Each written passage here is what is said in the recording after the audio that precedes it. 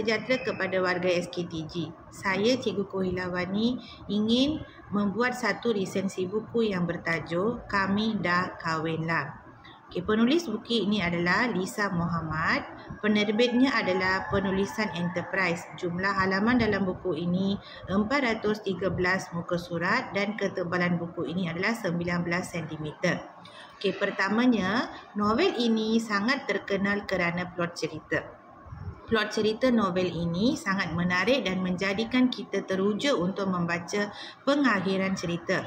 Plot cerita dan gaya bahasa dalam novel ini sangat menarik dan teratur dari awal hingga akhir.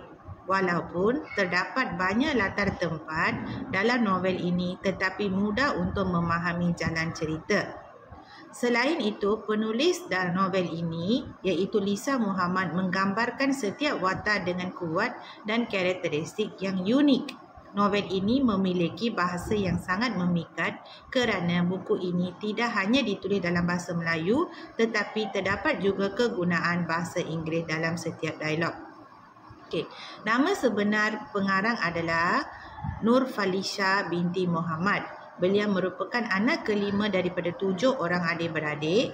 Menurut beliau mula menulis novel pada tahun 2011 menerusi laman blog. Sebelum itu, beliau hanya menulis sebagai hobi untuk mengisi masa lapang. Tetapi kini, minatnya dalam bidang penulisan semakin mendalam. Sinopsis bagi buku ini adalah Sarah Cempaka dikenali sebagai Sarah dan rakib Aryan iaitu dipanggil Aryan adalah dua sepupu yang saling jatuh cinta. Walhal zaman kanak-kanak hubungan mereka tidak rapat sangat. Mereka langsung tidak pernah bertegur sapa dan hanya mampu menjeling-jeling antara satu sama lain. Selepas beberapa tahun apabila kedua-duanya dapat melanjutkan pengajian di tempat yang sama iaitu di London, tidak sangka hubungan mereka yang sepatutnya terbatas antara keluarga berlanjutan menjadi bibit-bibit cinta. Mengikut adat berpatih, mereka dilarang berkahwin kerana kedua-duanya adalah dari suku yang sama kerana ibu Aryan dan ibu Sarah adik-beradik.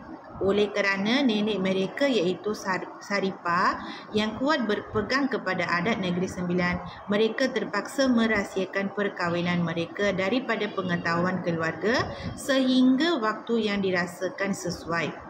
Setelah balik Malaysia dari London, mereka masih mencuba untuk merahsiakan perkahwinan mereka. Dalam berusaha menyembunyikan status ini, mereka terpaksa berjumpa secara sembunyi, menemu janji di kawasan tepi tasik dan tanpa disedari ada yang memerhatikan mereka.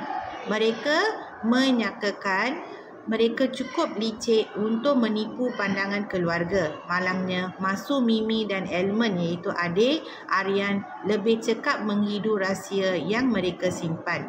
Mereka dua membantu menyembunyikan rahsia ini daripada Nenek Saripah. Sejak itu, rahsia itu diketahui satu demi satu ahli keluarga mereka.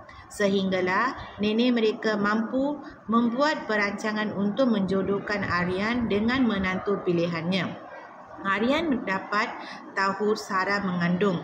Aryan berhasrat untuk berterus terang dengan nenek Saripah walaupun ditegah oleh Sarah. Walaupun dilarang oleh Sarah, Aryan terpaksa mengabarkan tentang hubungan mereka kepada nenek Saripah. Namun belum sempat kebenaran habis terbongkar, nenek Saripah jatuh sakit akibat mendengar pengakuan Aryan itu. Walau bagaimanapun, dalam diam sedikit demi sedikit, ahli keluarga lain mula dapat menerima kenyataan tentang hubungan mereka. Akhirnya keluarga mereka menerima keadaan itu dengan seadanya. Sebuah majlis persandingan telah dirancangkan bagi Sarah dan Aryan. Kelebihan buku ini adalah kulit buku ini sangat menarik dan sesuai untuk cerita ini. Selain itu, buku ini ditulis dengan cara yang lebih sederhana dan tidak ada dramatisasi. Ulasan buku ini agak santai dan tidak terlalu berat. Seterusnya, fakta-fakta yang digunakan dalam novel ini sangat tepat dan tidak sensitif. Contohnya, adab-adab berparti yang dinyatakan dengan betul dan tidak dapat informasi yang salah. Penulis sangat mementingkan kualiti penulisan kerana beliau membuat kajian tentang informasi yang betul dan tidak sesuka hati menulis informasi yang tidak tepat. Di samping itu, terdapat beberapa nilai-nilai baik dalam novel ini yang kita boleh menjadikan teladan. Pada penghujung novel ini, terdapat pengakhiran yang indah. Akhirnya, buku ini sangat menarik dan boleh dibaca oleh semua orang. Terima kasih.